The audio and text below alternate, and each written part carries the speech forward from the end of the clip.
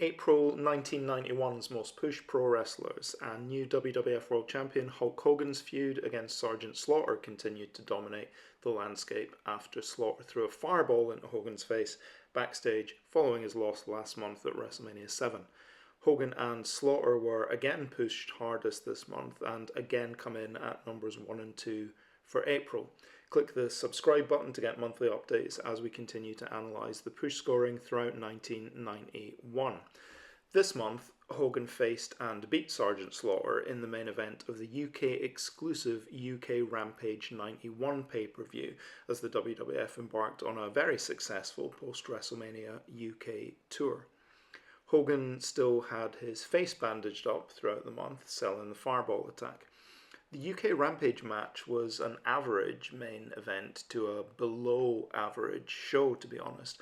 I'll put a link to it in the video description as usual, but the whole of that UK exclusive event was little more than a televised house show. Hogan chokes out both Slaughter and General Adnan with a Union Jack flag to start, gets worked over for a while, and in the end Adnan tries to throw some powder in Hogan's face, but he of course misses and hits Slaughter with it instead. Leg drop, 1, 2, 3, Hogan wins to send the fans home happy.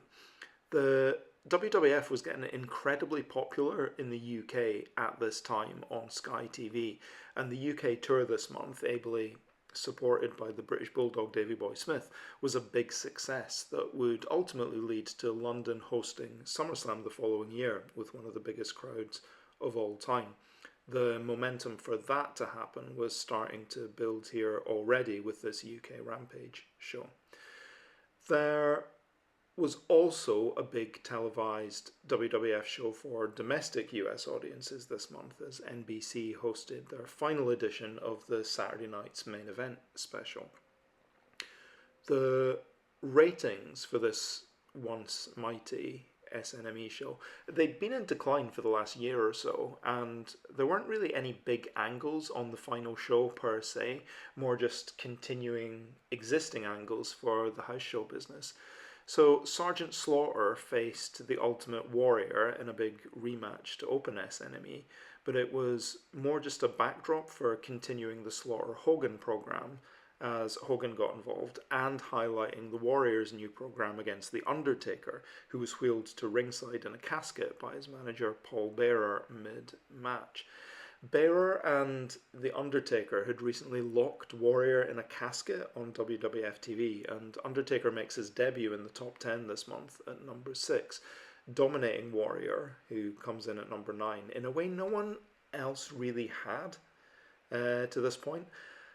Undertaker was rocketed into the WWF's top tier with the Warrior feud, and he debuts in the 12-month PMP50 this month as well, which I'll cover off at the end of this video, which is all not bad for the gawky dude who was wrestling for WCW as Mean Mark this time last year.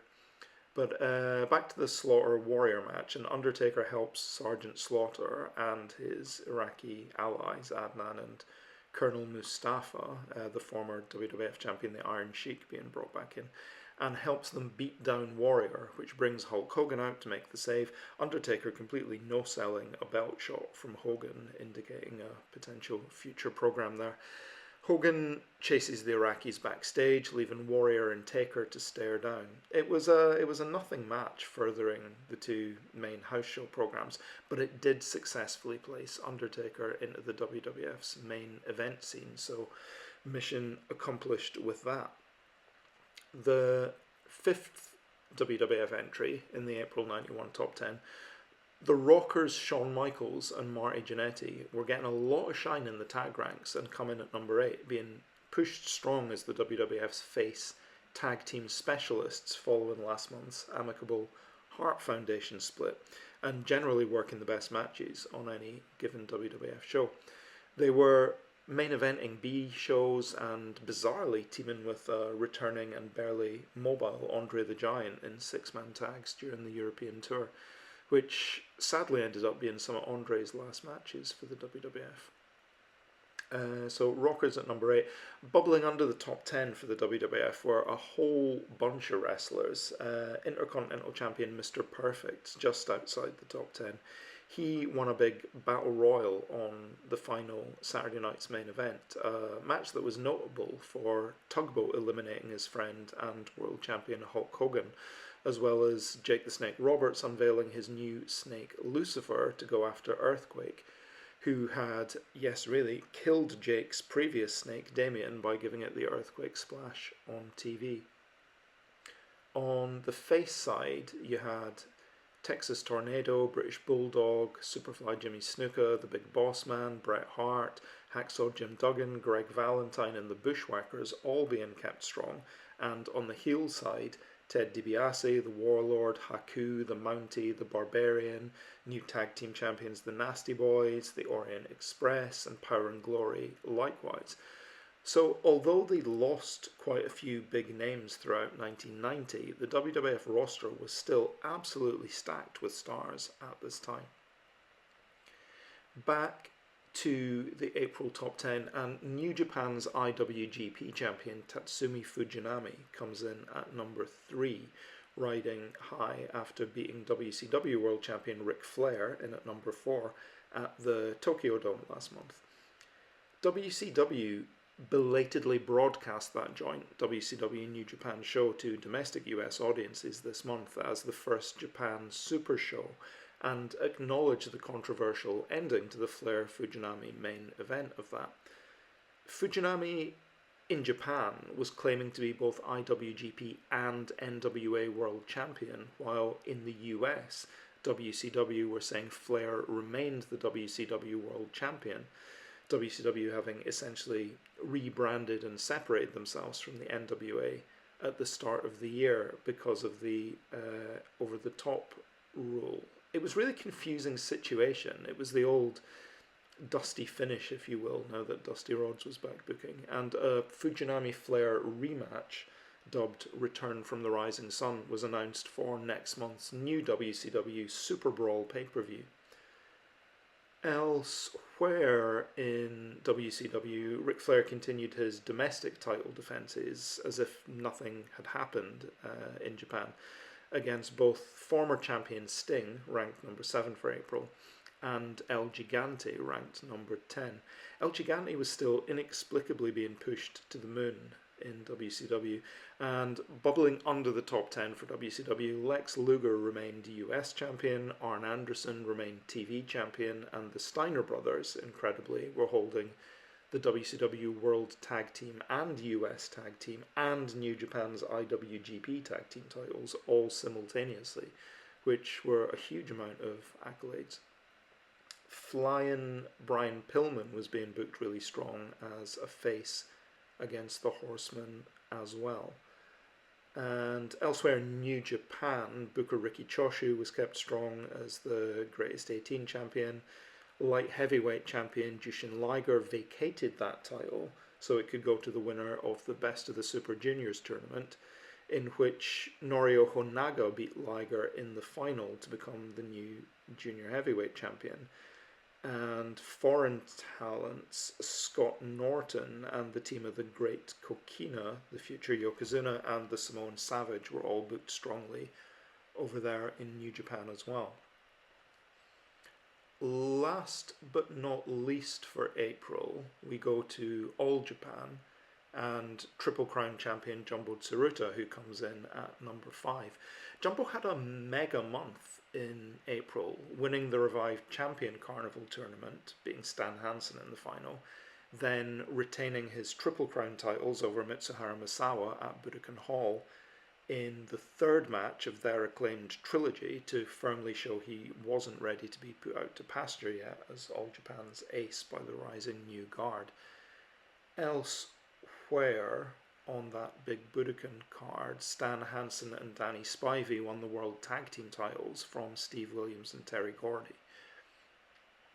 But before leaving All Japan, I just want to pause over an amazing 6-man tag team match, which as usual I'll link to in the video description and would urge everyone to watch if you've never seen it.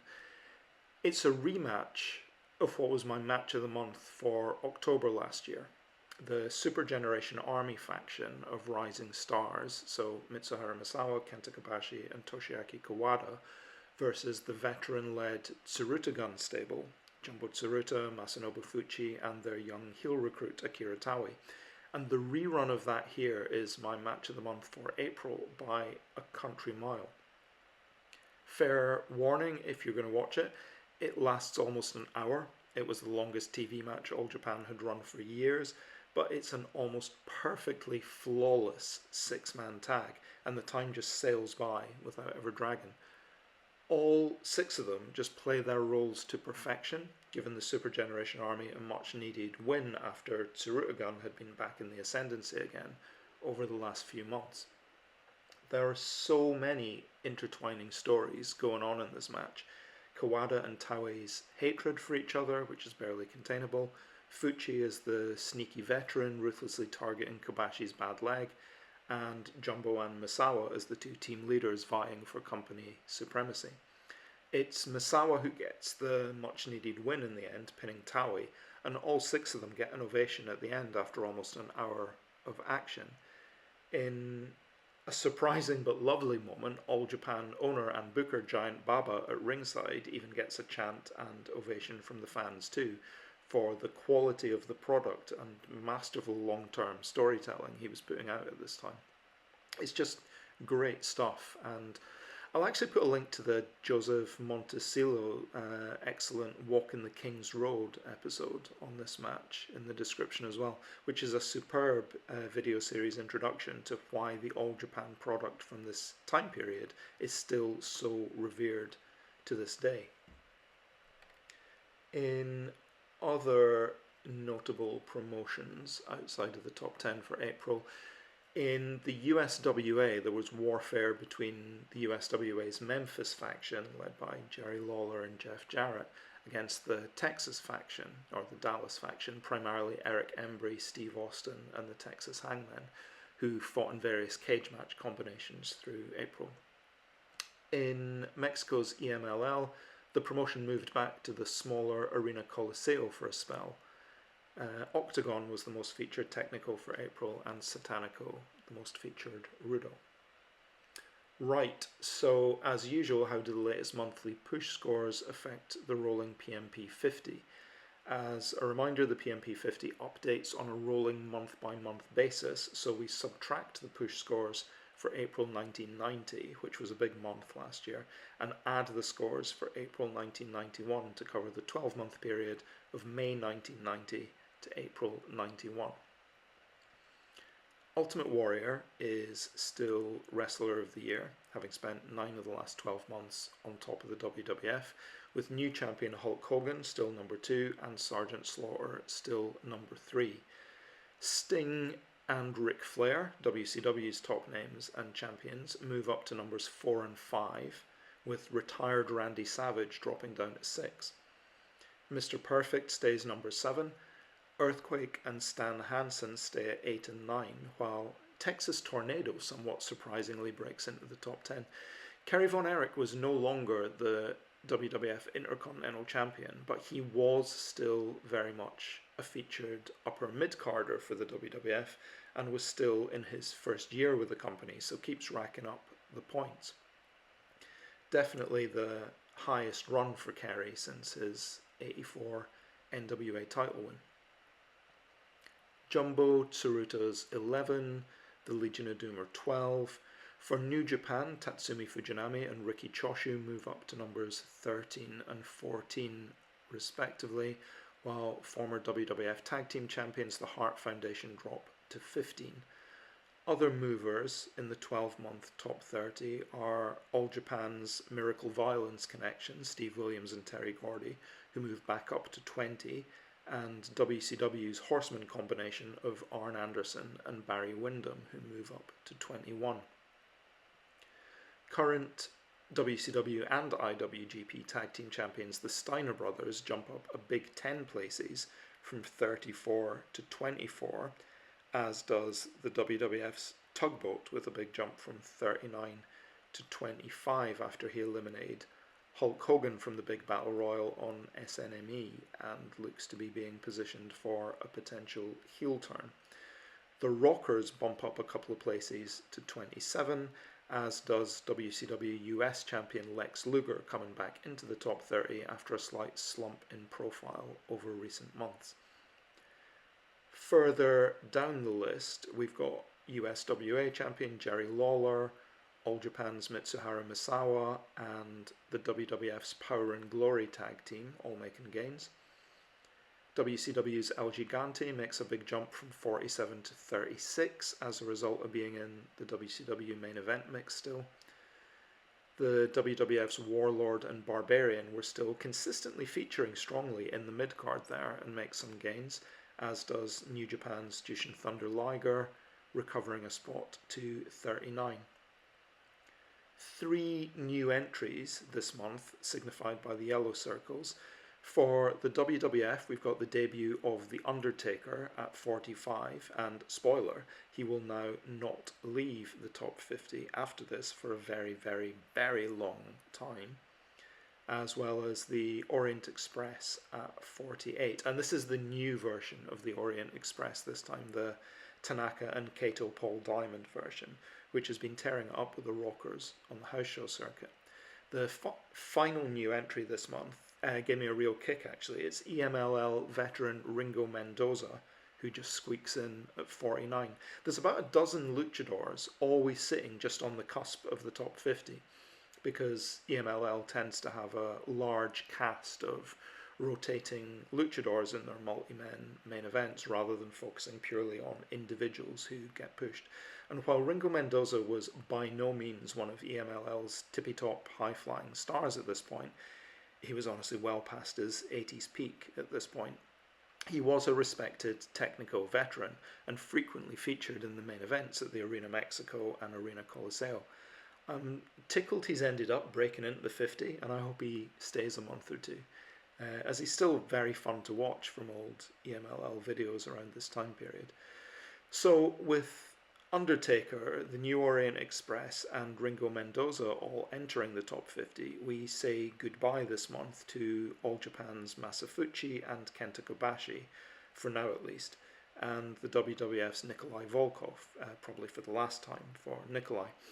That leaves us with the WWF still dominating with 29 of the 50 spots, WCW with 9 spots, New Japan with 6, All Japan with 4, and 1 spot apiece for the USWA and EMLL.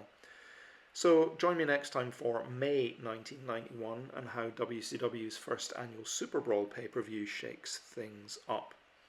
Please do like, share, subscribe, leave any comments below, and keep watching as we continue through 1991, looking at who was being pushed hardest and where. Cheers!